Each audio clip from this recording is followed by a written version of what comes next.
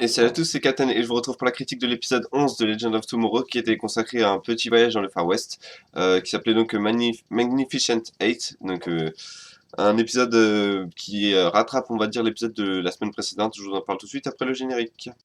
Can't make me already connect. I push till I have nothing left. But if we want to wake up, why we still singing these lullabies? Donc comme j'ai dit avant le générique, c'est vraiment un épisode qui m'a un peu réconcilié, on va dire, avec la série parce que l'épisode 10 avait eu ce défaut de se prendre un peu trop au sérieux, d'essayer de voilà, nous mettre une tension dramatique alors qu'elle n'était pas là. On savait très bien que Rip Hunter allait pas tuer l'enfant. Là, c'était vraiment un épisode qui se prenait beaucoup moins au sérieux, c'est-à-dire que c'était vraiment, on était limite peut-être plus dans la parodie que dans un épisode, enfin, parodie, hommage, on va dire. Et donc ça, c'était plutôt bien vu. J'ai vraiment bien aimé les codes du western qui ont été respectés dans cet épisode, c'est-à-dire le saloon, les gangs qui s'en prennent à une ville, le shérif qui intervient, la bataille dans le saloon forcément. Les décors étaient également pas mauvais. Le seul truc qui m'a un peu dérangé, c'est que on voit qu'ils ont filmé ça en hiver et qu'ils pouvaient pas faire autrement. C'est-à-dire que, enfin, c'est juste que d'habitude dans les westerns, j'aime bien quand quand c'est très qu'il y a beaucoup de soleil, on voit vraiment que c'est dans le désert. Là, on a l'impression qu'ils ont tourné ça au fin fond d'une campagne à Seattle. Donc, parce qu'on voyait de la gadoue partout, etc. Donc, c'est vraiment le seul reproche que je pourrais faire vraiment à cet épisode au niveau des décors. Mais sinon, tout ça, c'était vraiment sympa. Tous les codes du western respectés, c'était vraiment sympa. L'intrigue principale était pas ouf, c'est-à-dire ils vont en 1800, ils se planquent en 1871 pour justement se planquer des hunters qui les cherchent. J'ai pas très bien compris cette histoire, apparemment de ce que j'ai compris dans le temps, il y a des zones où on peut pas vous trouver, même si bon ils sont trouvés à la fin, ce qui donne d'ailleurs une bataille très réussie, j'ai trouvé contre les hunters. À la fin où il y a vraiment toute l'équipe qui se lâche, même si bon, c'est assez marrant de voir toute l'équipe qui se lâche. Alors que Rip Hunter arrête pas de dire non, montrez pas vos pouvoirs, etc. Ça peut changer la timeline. À la fin, tout le monde montre ses pouvoirs. Il dit bon, bah, de toute façon, ils y croiront pas. Donc, si on raconte ça, personne ne les croira. Donc, on s'en fout en fait.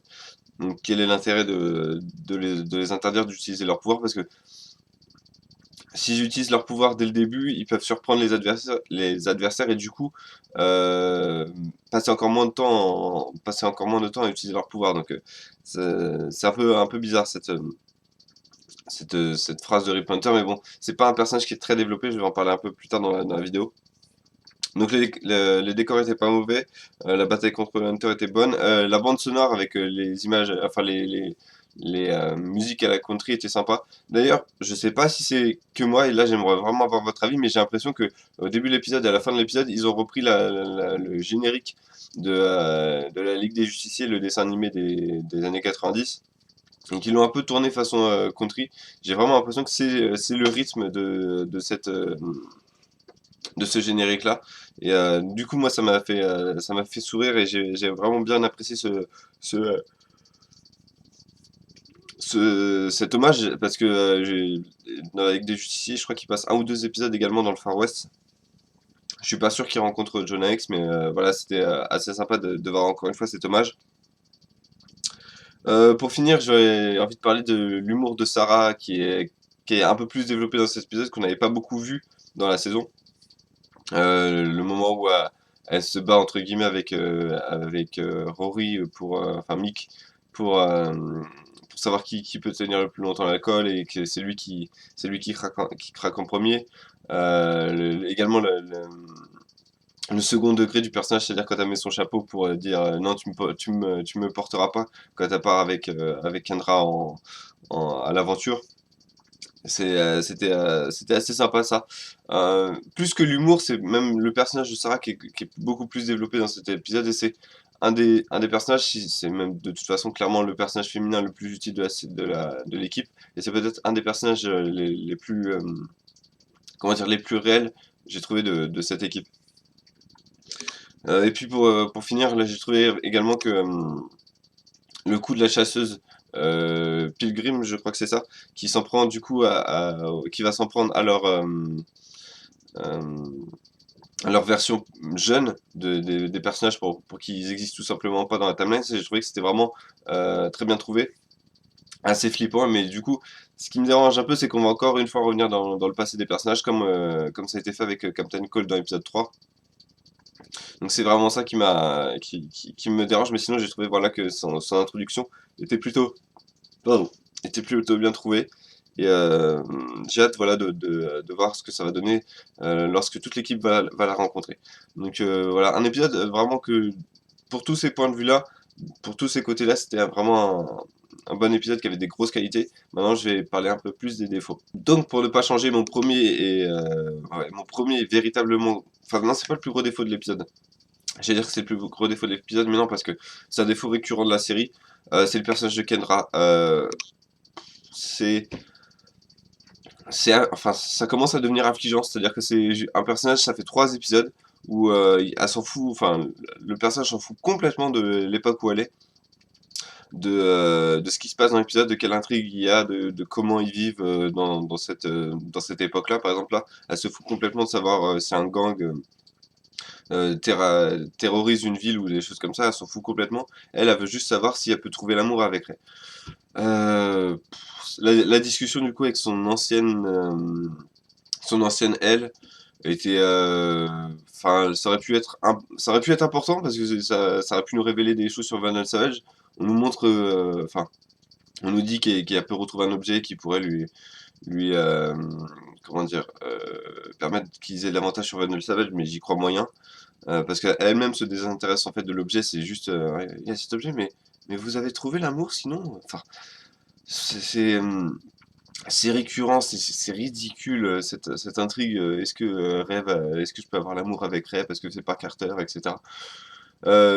Du coup, par contre, ça pose une question, c'est est-ce que vu qu'elle peut, enfin, c'est la première fois dans la série qu'on voit que elle peut changer de physique parce que clairement Kendra est la fille enfin, avec qui elle parle, donc son ancienne elle, donc clairement pas le même physique. Donc du coup, de ce point de vue-là, c'était assez étrange et je me demande en fait si c'est possible que Carter ne soit également pas le même lorsqu'ils vont le retrouver. Est-ce qu'il peut avoir également changé de physique, même si, pour une fois, encore une fois, pour Kendra, c'est bizarre parce que je crois que c'est la troisième fois qu'on la voit dans 3 vies différentes.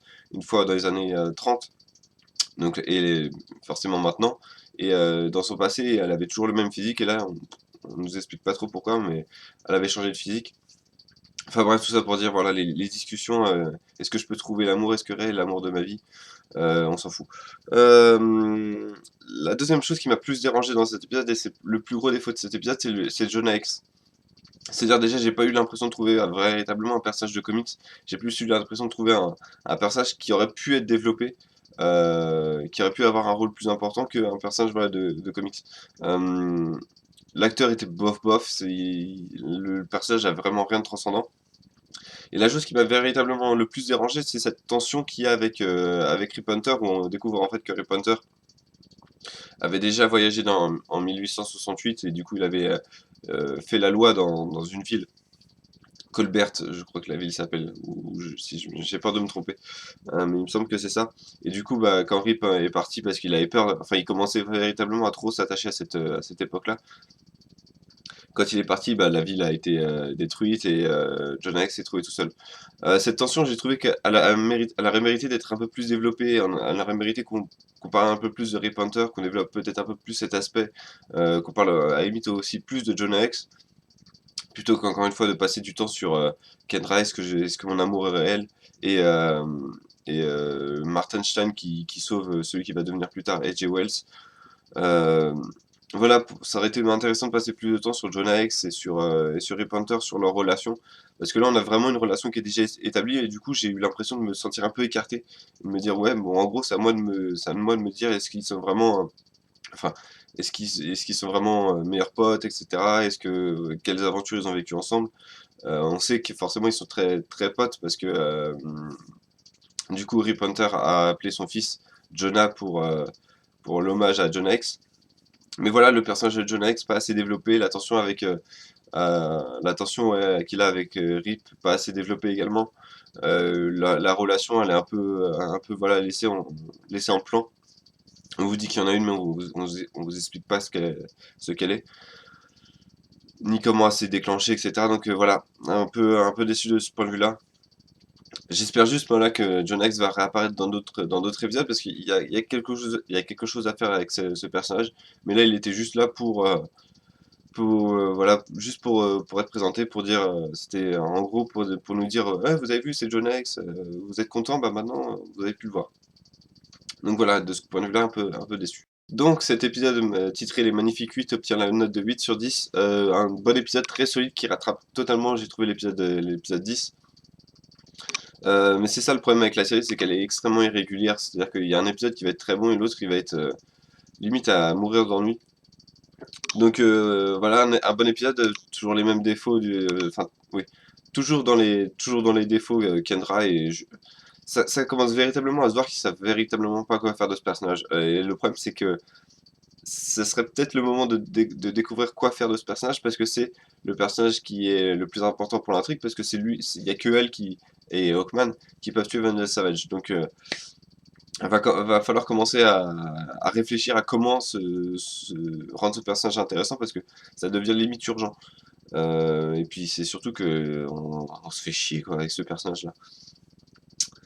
Donc voilà, mais sinon voilà un épisode vraiment très réussi au niveau de l'hommage, qui est réussi à développer enfin qui réussit à développer un peu plus Sarah. J'ai également bien aimé le rôle de Mick en tant que limite le second leader de l'équipe parce que il connaît tous les coups en avance et il sait exactement ce qui va se produire au niveau des Hunters, etc., au niveau des Pilgrims également. Donc voilà un épisode que j'ai bien aimé, encore une fois je le répète, et j'espère que la série va continuer sur ce rythme-là. Voilà, je vous remercie d'avoir regardé cet épisode, cette critique. Je vous donne rendez-vous la semaine prochaine pour le prochain épisode de Legend of Tomorrow. La semaine prochaine, c'est la fin de Supergirl, donc l'épisode 20 mardi. Critique de l'épisode 20 mardi. Retour également de Flash, si je me trompe pas, donc épisode 17, si je me trompe pas, 17 ou 18. Et puis bah, forcément donc Legend of Tomorrow. Et puis avec tout ça, il y aura également des vidéos sur le DC External Universe qui arrivent et sur également des critiques de comics. Avec la fin de Batman Eternal. Voilà, je vous remercie d'avoir regardé cette vidéo. Je vous donne rendez-vous pour d'autres vidéos sur la chaîne et je vous dis à bientôt.